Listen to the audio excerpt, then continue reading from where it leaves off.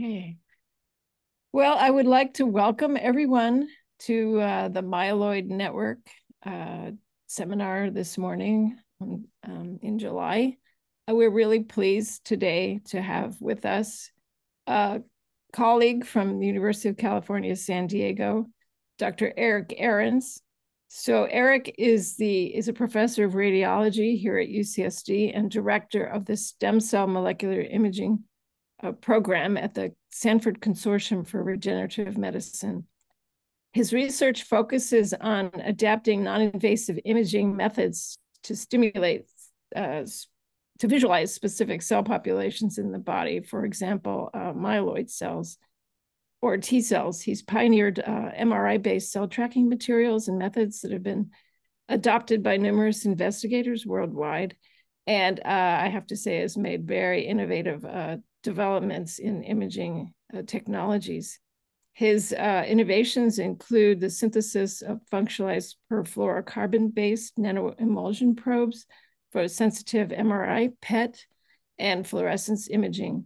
He's led a team that developed a novel clinical perfluorocarbon fluorine-19 MRI-based cell tracking agent for visualizing the fate of cancer cell therapy grafts post-transfer. So he's a physicist by training, I think, and experienced in chemistry, biology, biomedicine, inventor on 12 patents. So today he's going to tell us about in vivo imaging of myeloid cells using MRI and PET. Eric, we're really pleased to have you here. So we're looking forward to your talk. I want to say that most of us study biology and mechanisms of biology, so your talk is going to be a real eye-opener for us, and we're really excited to hear you today. Yeah, thank you, Judy. And good morning to everyone. Let me just load my slides up here.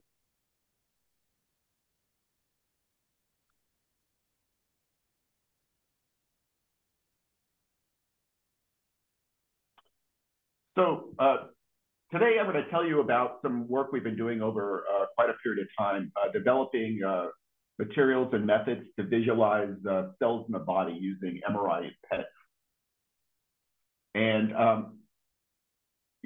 many of us study animal models like mice, for example.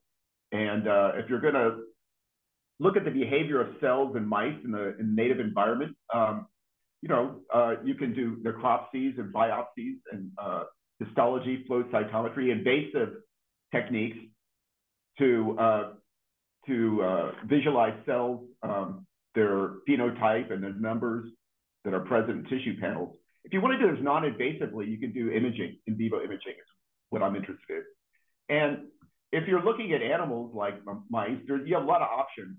You have, this just shows the survey. You could do CT, which is basically a three-dimensional X-ray. You could do nuclear imaging methods like PET or SPECT, positron emission tomography, or single photon emission computed tomography, or biophotonic approaches like bioluminescence, fluorescence, which many of you are familiar with, or MRI. If you wanted to adapt these methods for visualizing cell populations in the body, not single cells, but at least populations of cells where they might localize in tissues, you have a more limited set of tools at your disposal. These include the nuclear imaging methods, the biophotonic approaches, and MRI. If you want to do this in the clinic, though, your field of techniques that are available to you is much narrower. And it's basically PET, SPECT, and MRI. So today I'm going to tell you about some sort of translational work we've been doing, developing methods predominantly for MRI, but more recently for nuclear imaging. Now, let's start with MRI. MRI is a really exquisite tool. As you know, it came online clinically in the early 80s, late 70s. It allows you to have exquisite high-resolution views in optically opaque tissues. This shows an example, sort of an extreme example. This is a mouse embryo at 14 days post-coitum.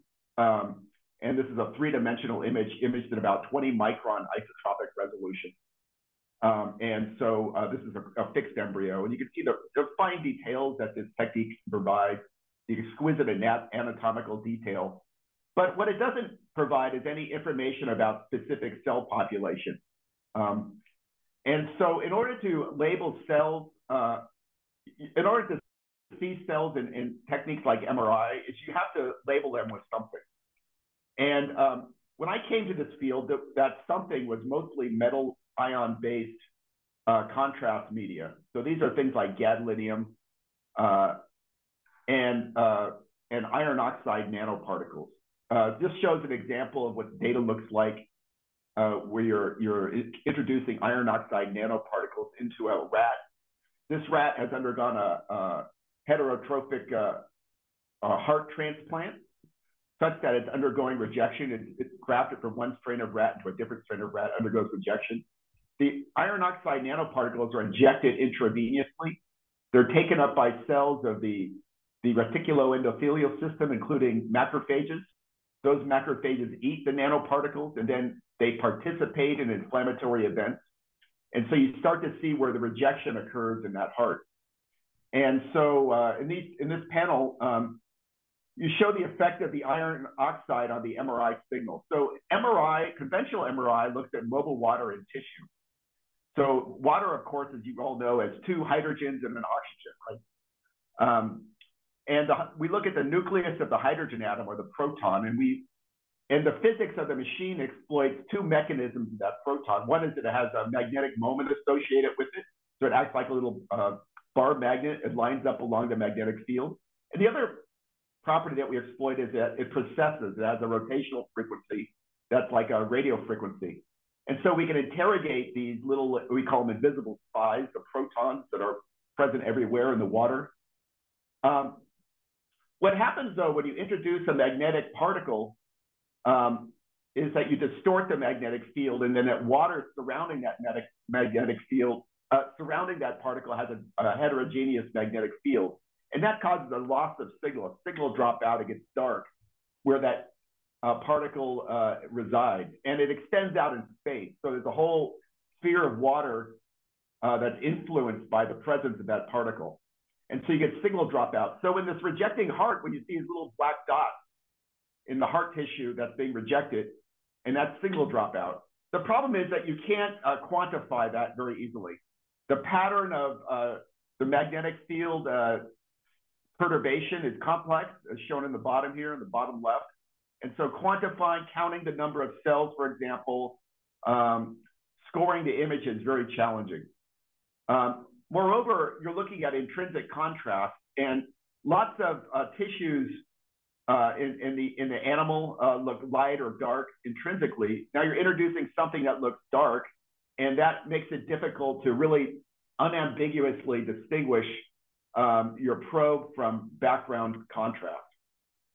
What we came up with a number of years ago is using a tracer material, putting it in a substance into the body that's not normally found, and then tuning your MRI machine to look at that substance and that substance alone.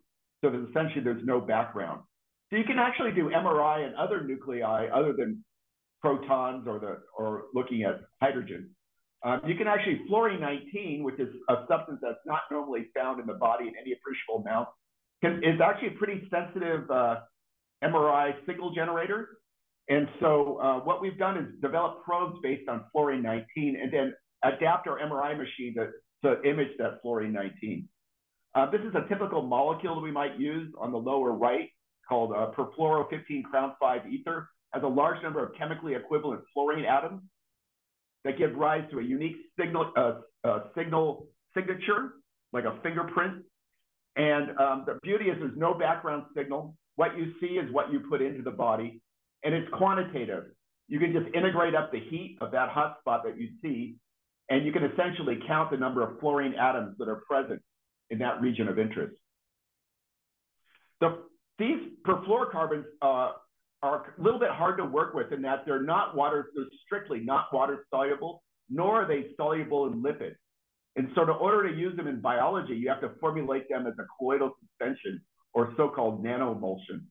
And so we use high energy processing techniques to make little oil droplets of these. And then we can feed up the cells, those oil droplets. The earliest work we performed was on using dendritic cells. And so this shows a labeled dendritic cell where we basically co-incubate the dendritic cell with the nanoemulsion and culture overnight, essentially do a wash step. And here we image them. The top panel shows the compartmentalization of the nanoemulsion. We can render the nanoemulsion fluorescent by adding a little bit of dye onto the surface, which has a surfactant that's based on lipids, and so the dye will stick to it.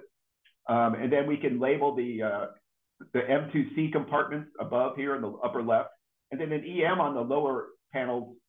You see these little white dots, and that's the oil droplets that have been eaten by the dendritic cell. And you can see it nicely. And there's a large number of them that get taken up. And then the first in vivo experiments, we just introduced the dendritic cells into the subject. For example, this is a mouse, an anesthetized mouse, where we injected the dendritic cells into the IM at the abscess area, the quadriceps area. And this is the proton, the conventional anatomical image of an MRI.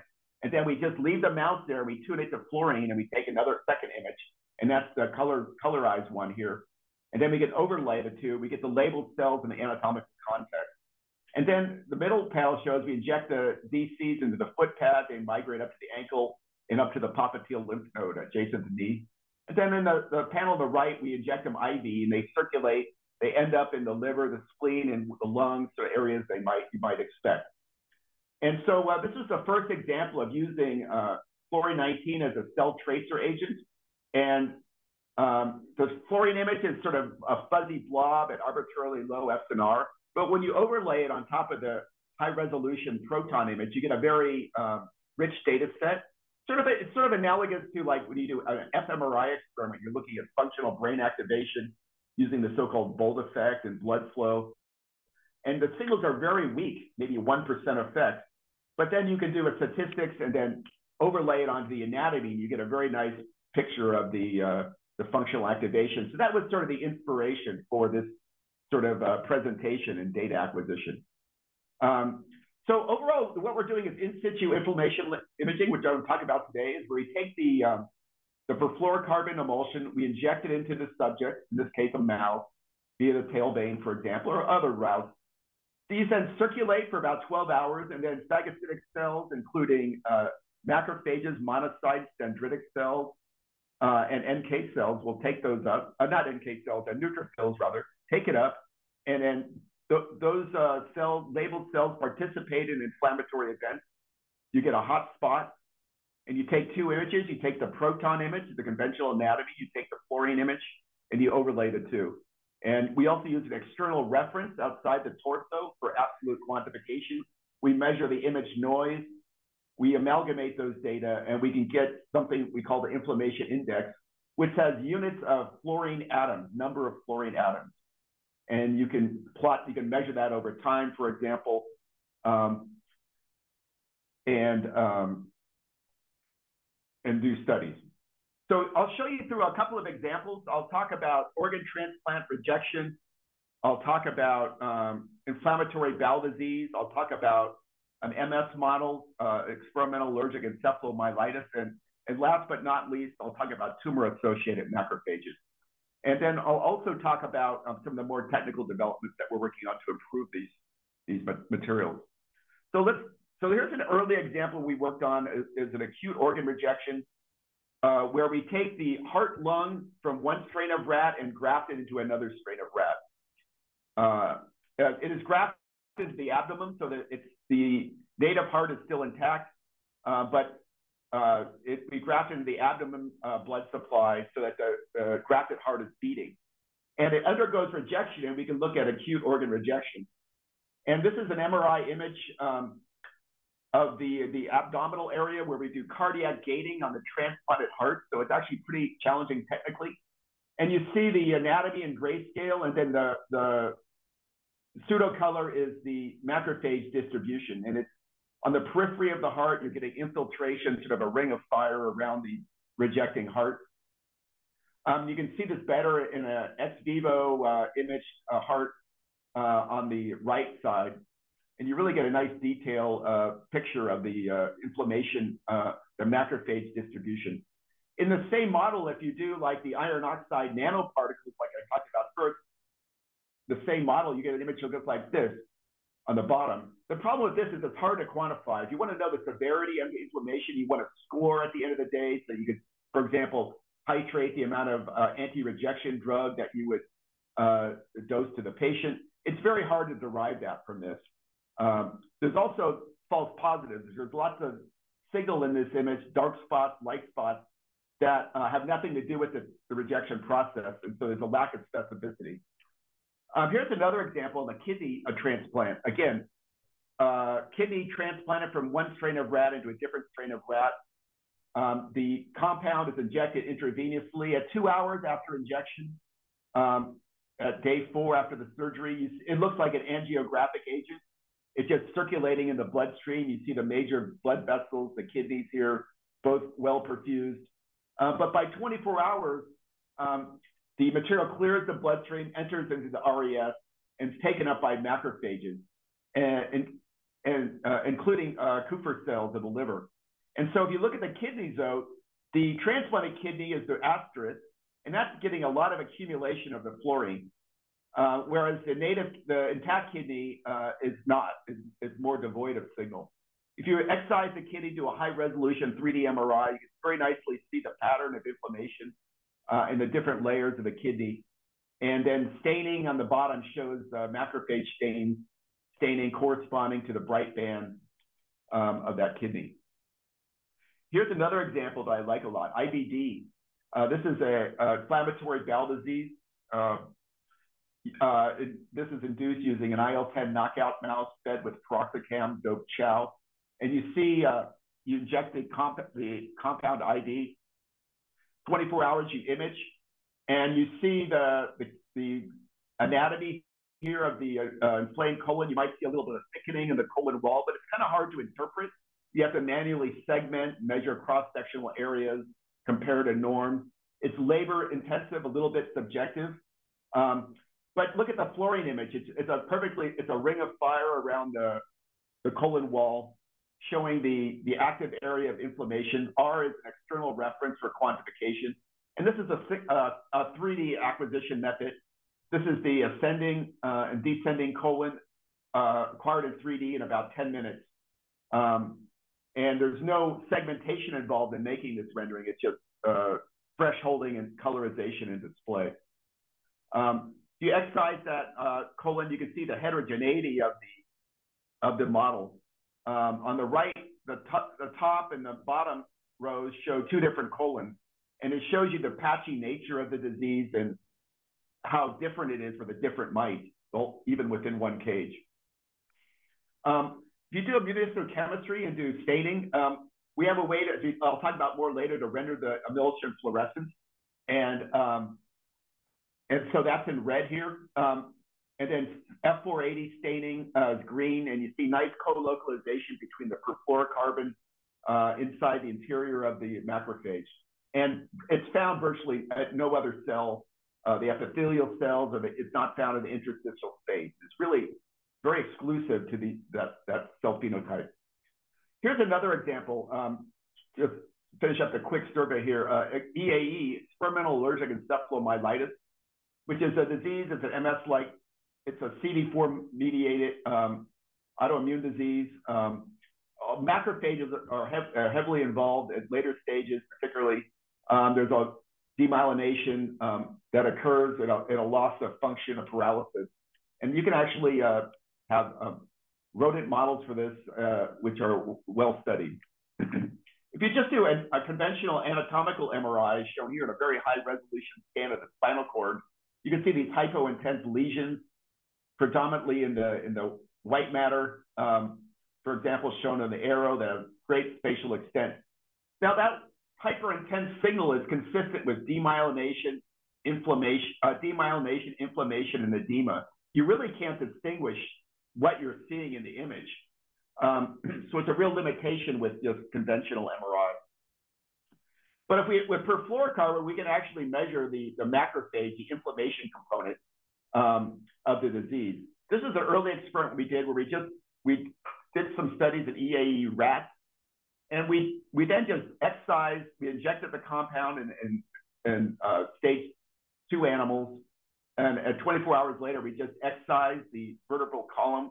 We took a razor blade, cut it up into segments, dropped them into an NMR tube, and then measured the NMR spectra for each intact tissue sample.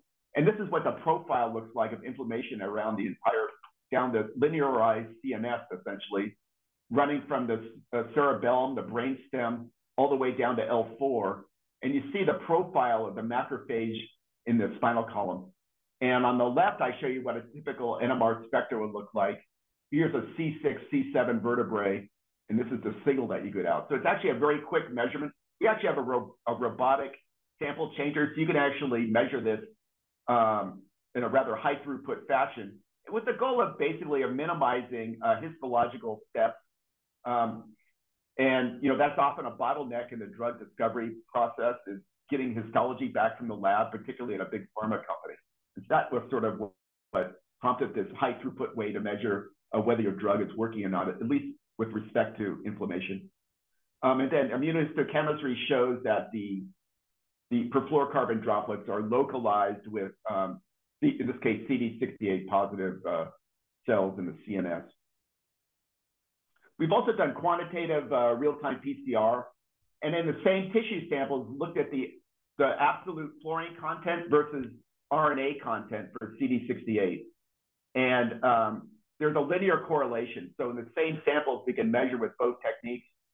Whereas a marker like GFAP RNA, there is no correlation at all. So it really is specific to macrophages and not astrocytes, for example.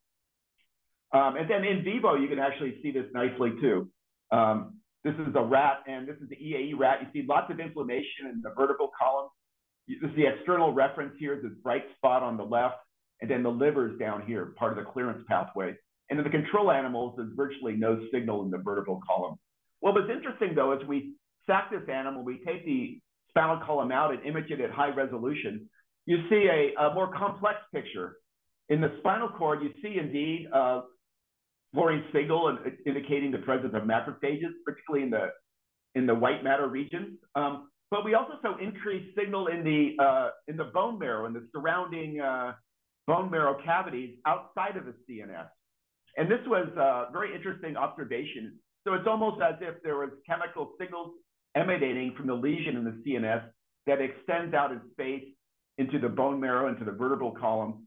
And that's recruiting extra labeled cells, and you're getting an extra accumulation in surrounding regions that are outside the brain. And this is an interesting observation I'd like to follow up on. I don't think it's been reported before. Most people never look at the surrounding tissues when they look at a autoimmune disease in the CNS like this. And this just shows you can image this in 3D, look at the pattern of inflammatory cells around the spinal cord and the vertebral bone. This also works great for looking at tumor-associated macrophages. So I'll spend a little bit more time on this. This has been done by several groups, including our own. This is a head and neck cancer model, the Cal27 cell line, which is a so-called double hit cell line, 2 mutations. And then the SCC4 is a single hit cell line. And what you see is that the double hit tumors and solid tumors that are created on the flank are laden with intensities from the TAM, so it's much brighter. Also, proximal lymph nodes tend to light up, whereas a single hit tumor has much fewer TAMs associated with it. And the quantification bears that out as well. Here's another example in murine breast cancer cell lines. This is work done by Paula Foster up at the University of Western Ontario. And you see that there's different cell lines here on the x-axis that are known to have different degrees of aggressiveness and propensity to metastasize. And you see that the tumors created have increased fluorine content as they become increasingly more aggressive. It's a pretty clean result. Moreover, you can see metastases, in this case lung mets, using this technique. And so fluorine-19 is actually really good at looking at lesions in the lung, unlike proton MRI, where you have a big, you have a lot of artifacts and difficulty imaging lung tissues. With the fluorine, it actually works pretty well. And so you can actually see lung mets present using 19F MRI. Now, this is sort of the baseline, the vanilla flavored perfluorocarbons. And we've been spending a lot of time also looking at doing chemistry on these things and increasing the utility by making so-called functionalized perfluorocarbon nanoemulsions. And this is done mostly by adding fluorous additives that impart new capabilities. So for example, we talked about fluorescent probes. So we've made like fluorescent probes, fluorophores that dissolve, are soluble in the fluorous phase and are very bright and robust. And so that helps enable histology or flow cytometry or even in vivo fluorescence imaging. And then we've also done cell targeting. So we've developed ways to display targeting moieties such as peptides or antibodies or antibody fragments. This can be done either using a fluorous tail that we attach to the targeting moiety and the tail embeds itself into the fluorous oil, or we've done it also using click chemistry where we just click the moiety on the surface. And then we've also developed a series of, and so that's the fluorophores, where we developed linear perfluoropolyethers. We've attached bright dyes like Bogipi, made these conjugates, and then we blend it with unconjugated fluorine molecules formulated as an emulsion. And that works really well. Here's a single T cell that's labeled as a red, and then that same agent is a dual mode agent, supposed to be used for detection in MRI. We've used click chemistry to click on fluorophores.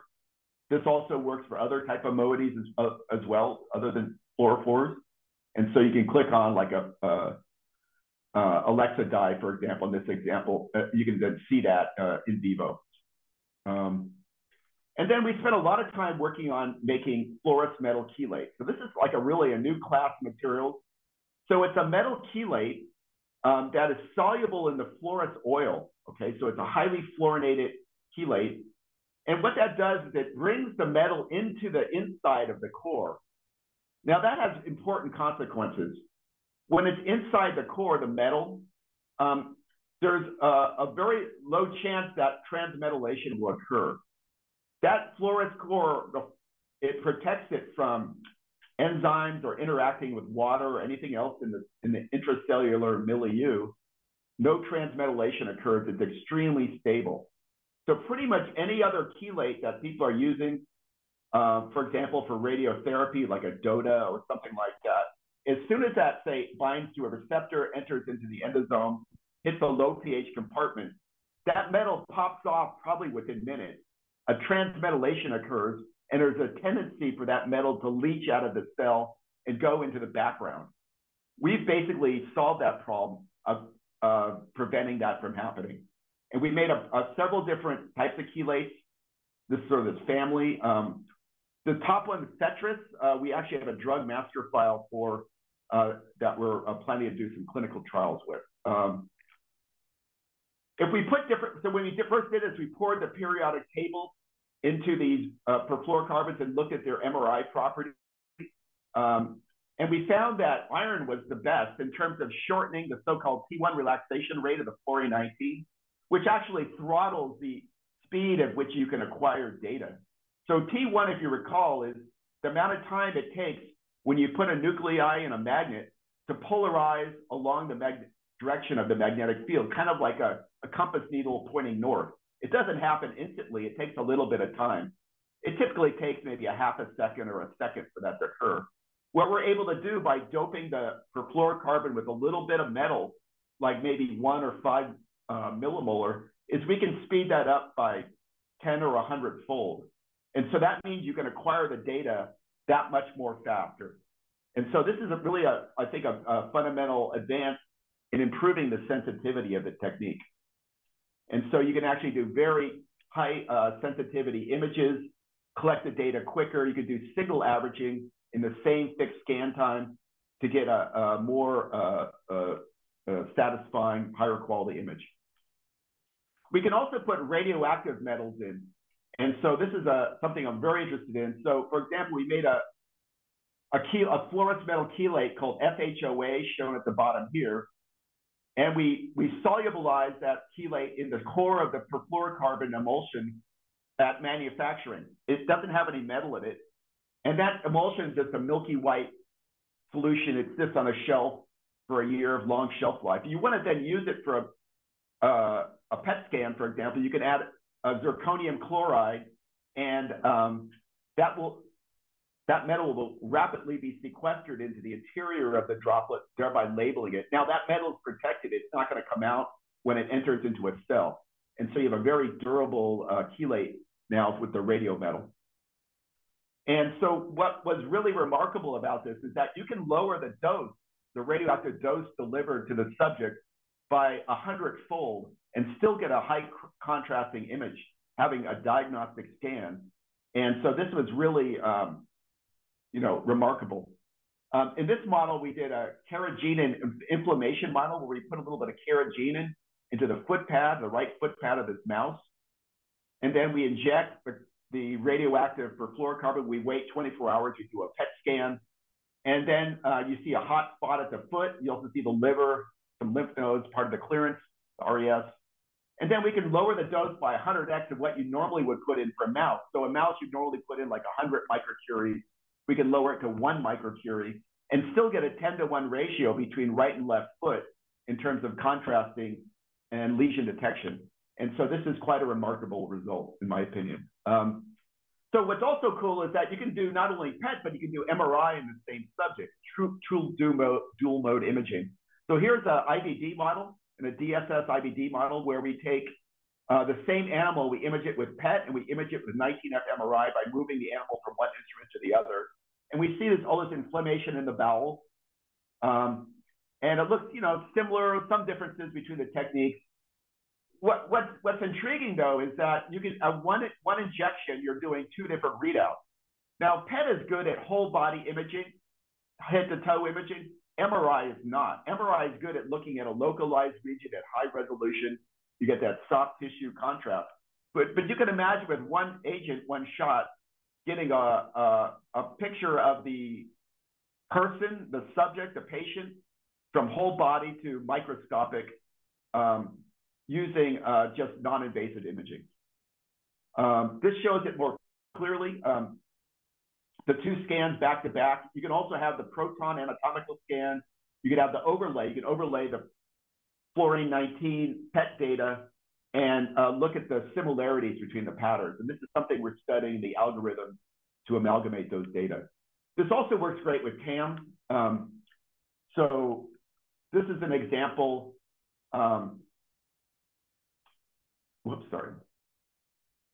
This is an example in a 4T1 cancer model. And so solid tumors were created in the flanks in the 4th mammary pad. And at 2 weeks, the 2-week data is shown here. You see a solid tumor here. You see a hot spot at the tumor. Those are the tumor-associated macrophages. And those cells also express luciferase. You get a hot spot in the BLI. And then at 5 weeks, you get a much larger tumor that's present. You also start to see the metastases, now that same animal that you take it out and put into an MRI scanner, and you can see at much higher res, the tumor on the flank. And you see that the distribution of the TAMs in the tumor is, in the marginal zone, it's on the periphery of the tumor. So you get a much more detailed view of where the actual lesions are present. And this is, of course, 3D data. You can look at different orientations. Now, we're working with Dr. Varner's group to phenotype the signal, get a much more detailed look at what it is these hotspots represent in terms of the cell types that make up the signal. So on the left is basically an excised tumor that has been treated with the perfluorocarbon emulsion. It's a fluorescent dye associated with the perfluorocarbon, so we can study it. And this is a 3D histology using a technique called cryofluorescence tomography.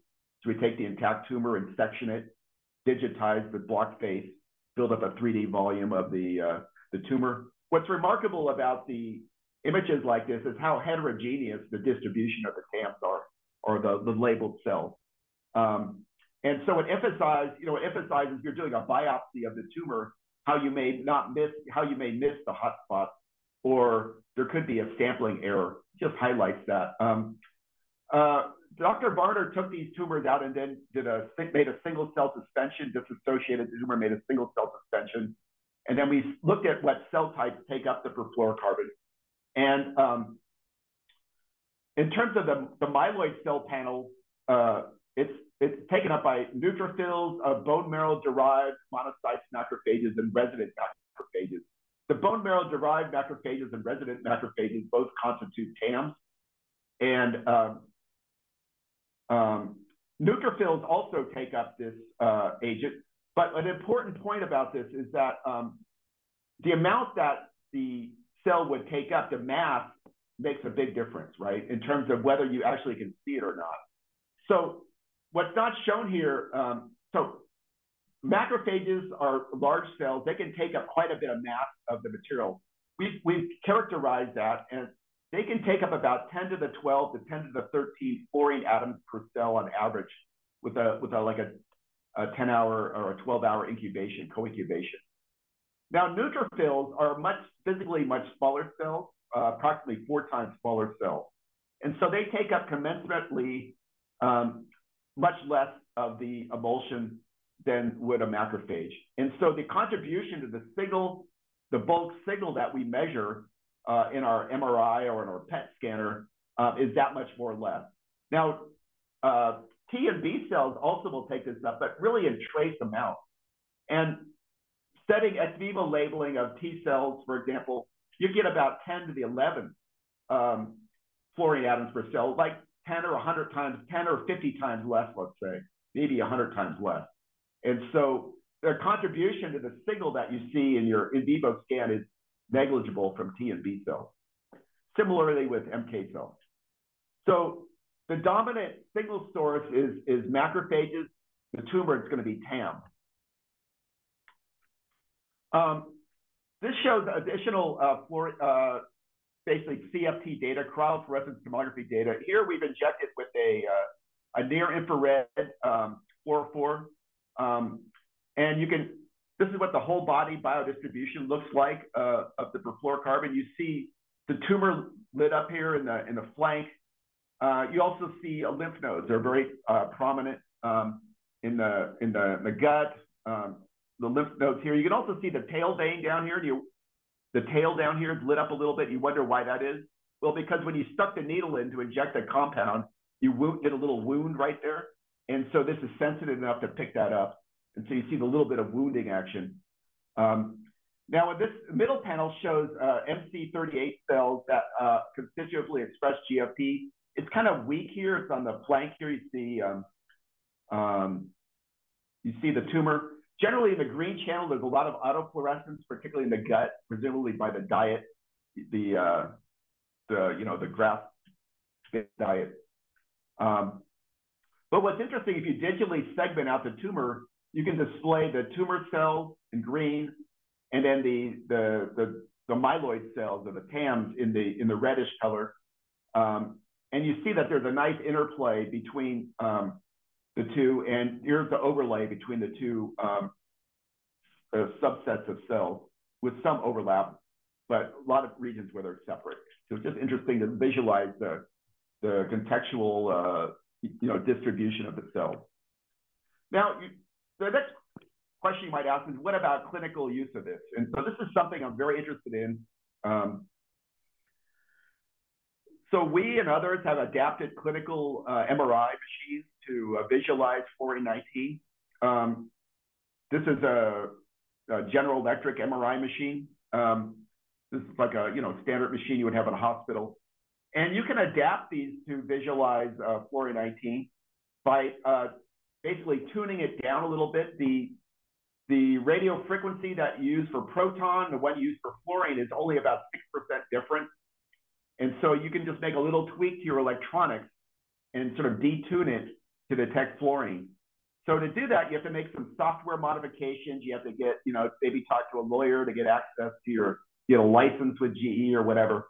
And then you have to buy a piece of hardware, a coil that can be used with fluorine 19 or proton. And those are actually, available from third-party vendors. We've bought several of them. And it's not unusual to have plug-in coils for MRI machines. Often you go into an MRI suite, there's a cabinet with a bunch of coils for the head, the knee, the torso or whatever. This is just another coil you would put in. So it's actually not such a big deal. We also, we've done 2 clinical trials using fluorine 19, little pilot trials. And I'll quickly go through that, and I'll tell you what we have planned next. So the first one we did was basically looking at dendritic cells. That's where we started our first paper, and we brought it all the way to the clinic. So dendritic cell vaccines were in favor a while back. I don't know if they still are, but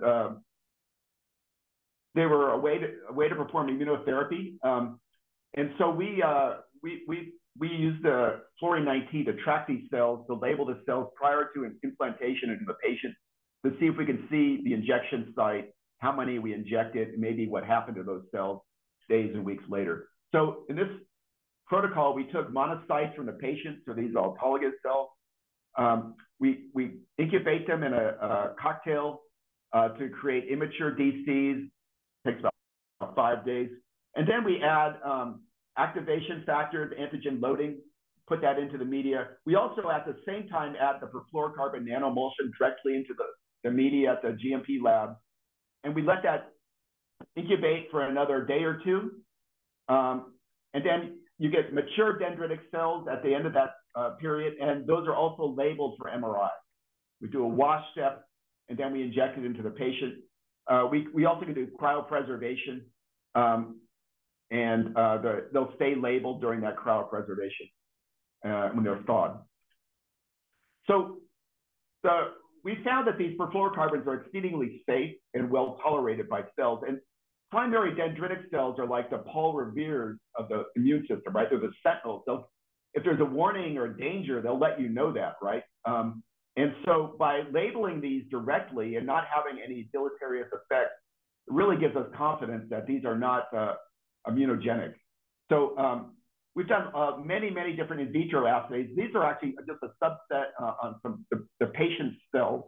The first thing we do is we measure how much perfluorocarbon label was taken up by the cell. And we do that using high resolution NMR of a cell pellet. And we just take like a pellet of the labeled cells, we put it at the bottom of an NMR tube, an external reference, trifluoroacetic acid. We measure the spectra, and we integrate the area into the spectra. We can actually count how many fluorine atoms.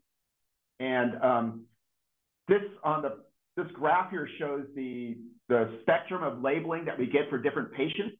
So it ranges from about 10 to the 12 to 10 to the 13. There's an outlier here, this one labeled low. This probably reflects the health of the cell culture. If the cell culture is unhealthy, maybe the immune cells are sleepy or in bad health, they're not going to take up as much, they're not going to eat as much. And so I think this reflects maybe the potency of the cell product. And so it's an interesting observation, but you get typically about 10 to the 12, 10 to the 13 fluorine atoms per cell. The viability remains excellent. And so we've done this a couple of times now. We never have any trouble meeting the release criteria, the standard release criteria that we use for that cell therapy product. And then we look at cell markers that would be used for as part of the release, and there's no difference between labeled versus unlabeled. And then this is the first study we ever did, the first in human. We injected the cells. These are injected intradermally in the inguinal area, the inguinal crease. The idea is they'll sneak into the lymphatics. You don't want to poke directly the lymph node. You might wound the lymph node, which would cause an immune response against that node that would clear the vaccine. We don't want that. You want to sneak it in there.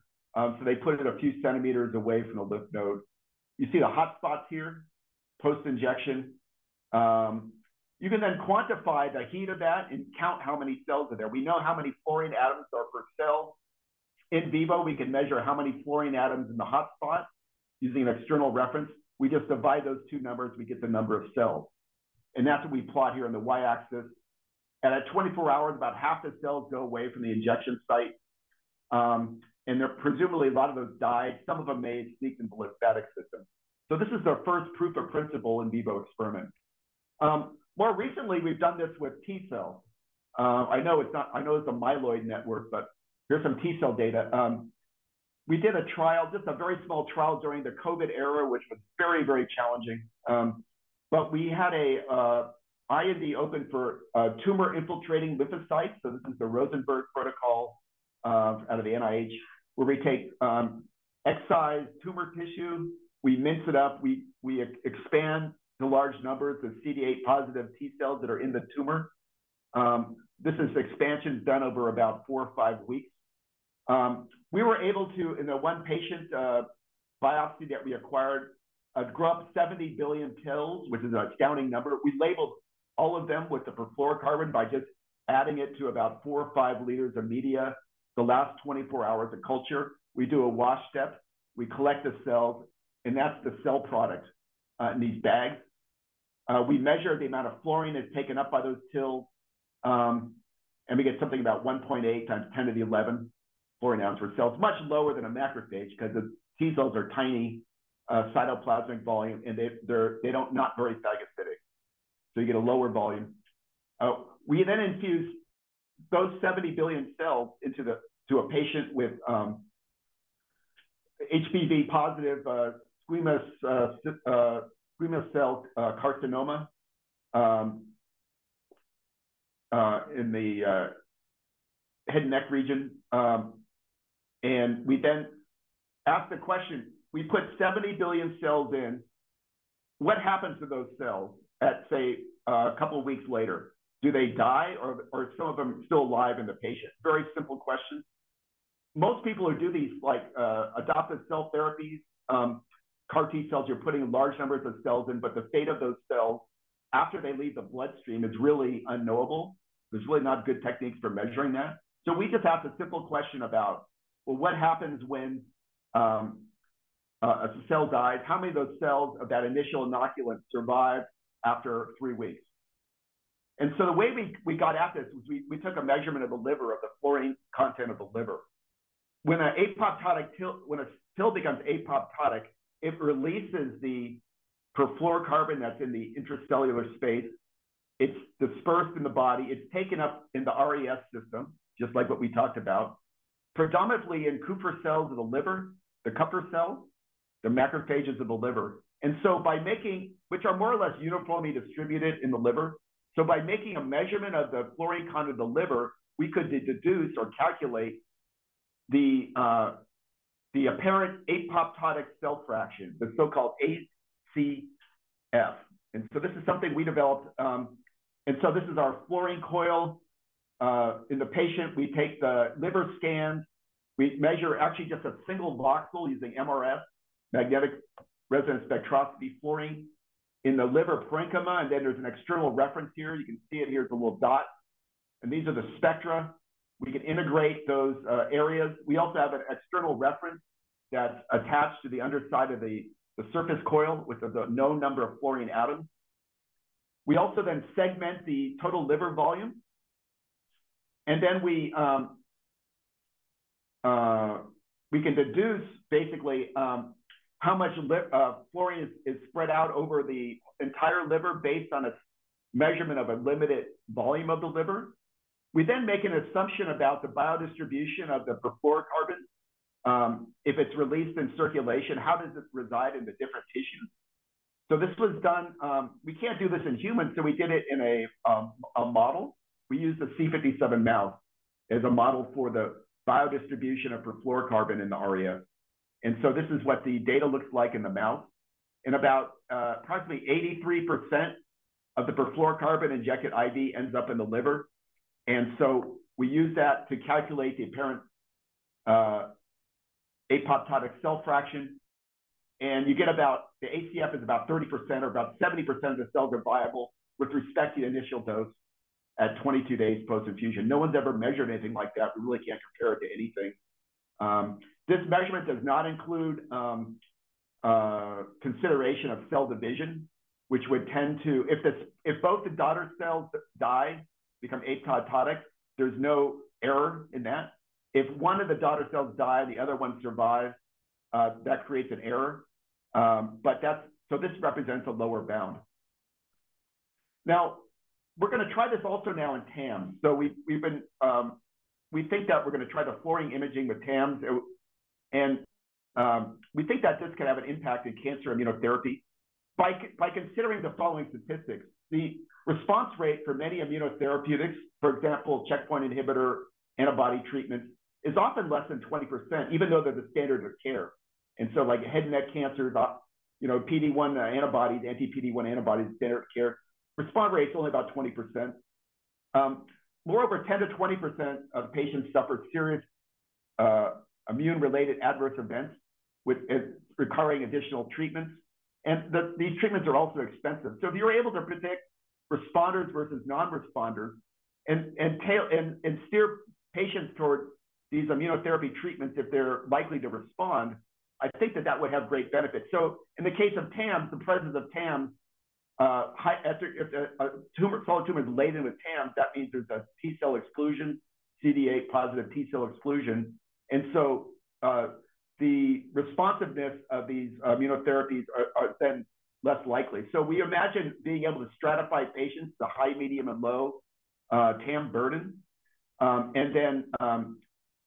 And patients that have a low TAM burden then would be more treatable in certain cancers, not all cancers, in certain cancers.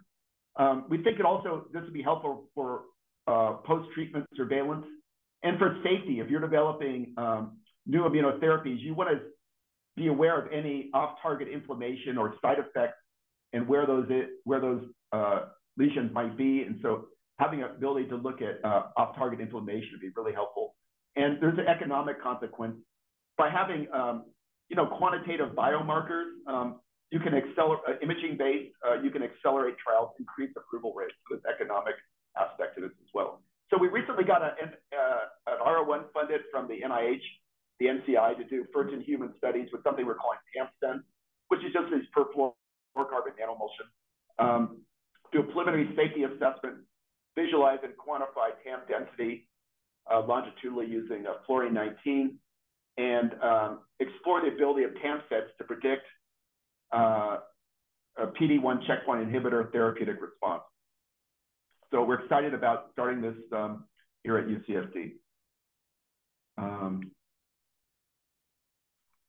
So that's the bulk of my presentation. And so you see, this is a lot of work that went into this. It's a very interesting area. We're still at the very early days. I think that what's going to be exciting is looking at the predictive ability of these quantitative image-based biomarkers to predict treatability of patients.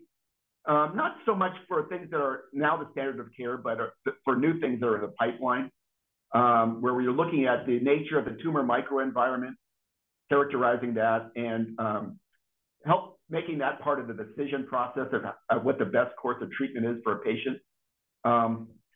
And the other thing that I'm very excited about is this idea of doing multimodal imaging, going from whole body, head-to-toe scans, to then zeroing in onto a more limited field of view and looking at detail about the location of the lesions, the tissues, and that could be used, for example, to help image-guided biopsies and things like that, or surgical planning.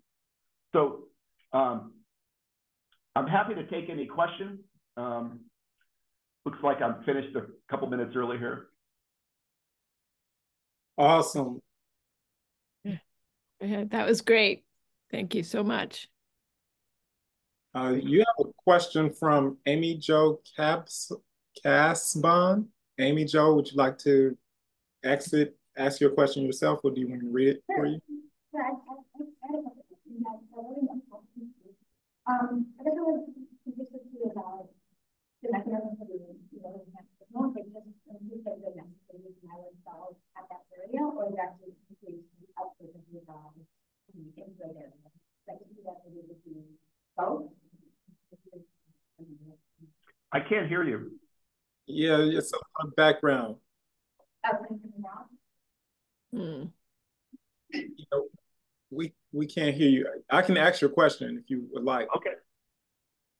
So the question is, can you explain the mechanism for the ring of fire? Is it because each activated macrophage or neutrophil is picking up more lipid particles? Or is it because there's an increase in the number of macrophages, neutrophils, or both?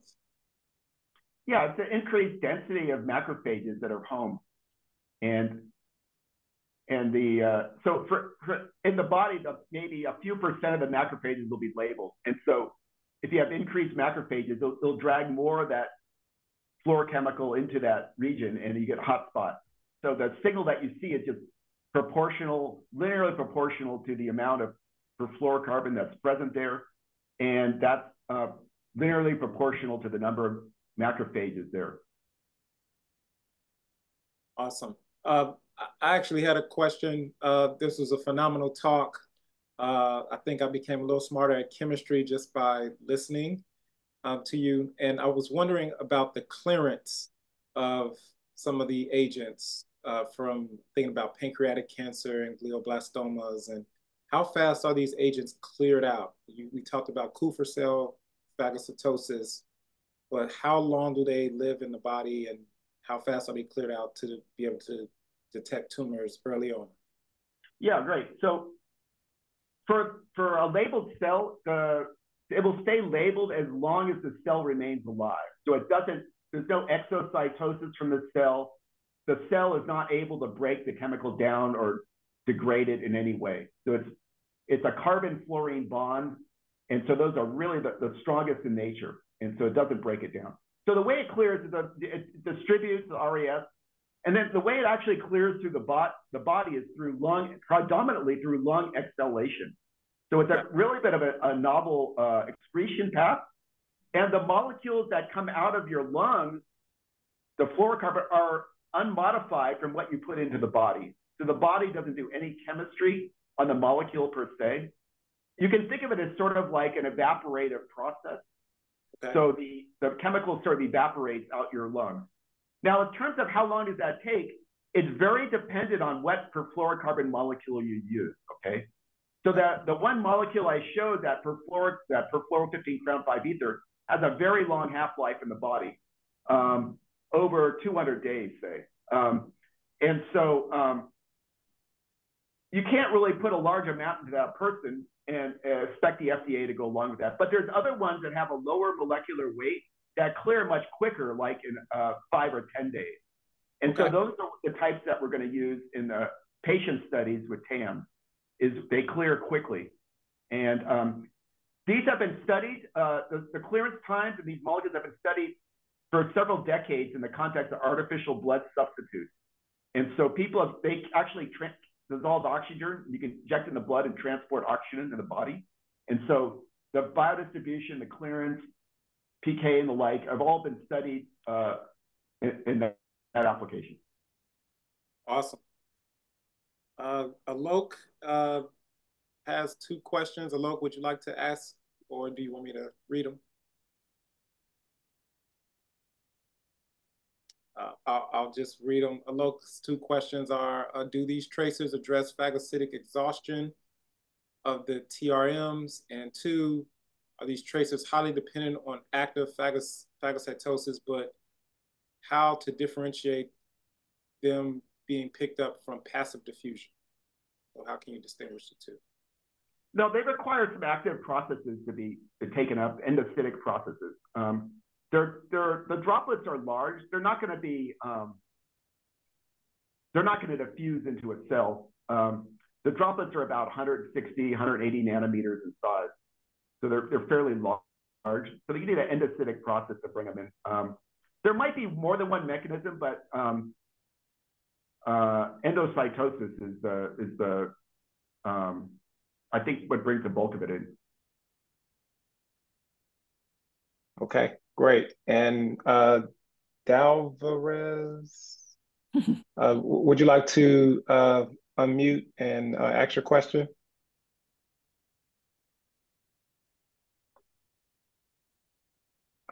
If not, you have a question in the chat. Excellent seminar and intriguing data.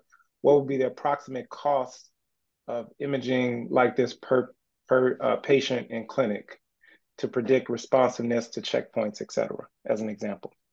The cost is the same as a conventional MRI, so that's dependent on what site it is. You know, we pay here at UCSD $600 an hour. So you know, it's like a cost of a low price lawyer in this town. Okay, great answer. Shiva, you have a question in the chat. Would you like to unmute? Yeah, thank you so much for the great talk. It was amazing.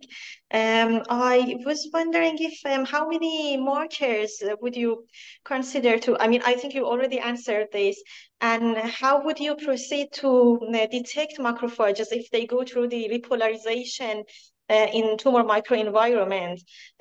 Yeah, how would that residential macrophages could be recognized, like pre and post treatment, or even during the progression of the cancer? Thank you. I'm not sure I understood your question, but I think that in terms of stratification, you would do the imaging prior to the initiation of treatment. Yeah. Right. So you want to see in the native state what the T&E look like, what are the macrophage burden there. You could also monitor it post-treatment.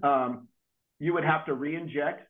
The interpretation of the data may be a little bit more dicey, maybe a little bit more, in my mind, more sophisticated, let's say. But you could, but I imagine this being used prior to treatment and then post-treatment.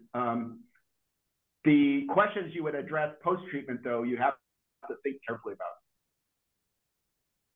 So I think one of the questions is, can you use this to distinguish different types of macrophages? So do they equally take up the agents through phagocytosis? Or, you know, do we even really know at the moment what these cells have the ability to take it up?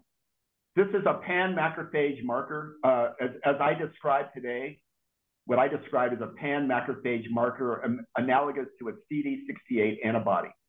So this would be a something you can't distinguish inflammatory and reparative macrophages. Mm. And so prior to treatment, that's one of the reasons the interpretation is easier. It's mostly reparative phenotypes and like 90%, right? And so you can then interpret, it's interpretable. If you have, you know, a repolarization or something like that, you can't really unambiguously distinguish that. Have you, I have a question. Have you done any pre and post treatment studies in mice? No. It would be interesting. Yeah. Mm-hmm. You have another question from just says iPhone. It says, can this be used to label macrophages in vitro and inject them and follow them in vivo as well as the T cells, or would the whole process have to be done in vivo? You can absolutely do that, sure. And so you can, if you have a therapeutic macrophage, for example, or a diagnostic macrophage, you can label that ex vivo. It should work much better than T cells because each macrophage will take up a lot more of the material. And so you'll get more sensitivity. You talked, one other question, you talked about the professional phagocytes we have, but mast cells can also be phagocytic. Are some of these agents are not taken up by mast cells, but preferably taken up by DCs and macrophages, or is there a way? It's a numbers game, okay? So it's basically, you're measuring a bulk signal out. And so, yeah, if there's 2%, 3% DCs or mast cells, the contribution will be insignificant. So Okay.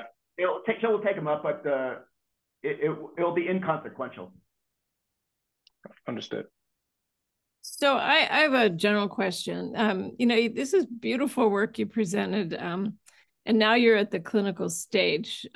So do you think that you'll be able to use this to, say, screen patients for occult tumors or metastases, like in prostate cancer, treatment-resistant prostate cancer? A lot of the people end up with bone mets. What is the plan for moving this through the clinic for these applications?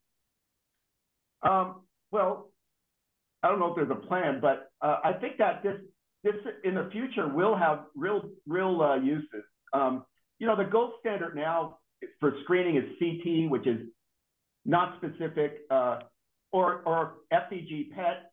FDG PET has the problem that if you're looking at solid tumors, for example, both rapidly dividing cancer cells and immune cells, activated immune cells, both take up the FDG. You can't distinguish the inflammatory component from the cancer component, okay? And that's one of the real limitations.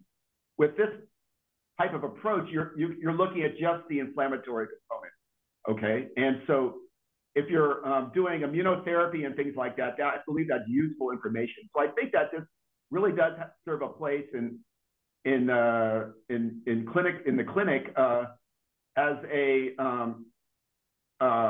next generation sort of scanning tool with a higher ability to interpret the data than what we have now with like FDG PET. So I think that there's a real use for this, and the safety is also very excellent for these materials. Yeah. Doesn't use any ionizing radiation. And in the case of the PET version that I talked about, the so-called firm, that has the advantage that you can get a diagnostic scan with a 100x or a 10x lower radiation dose, which I think, again, opens up the technique PET to patient populations where you wouldn't normally consider doing PET on, like pediatric patients, for example, or younger adults.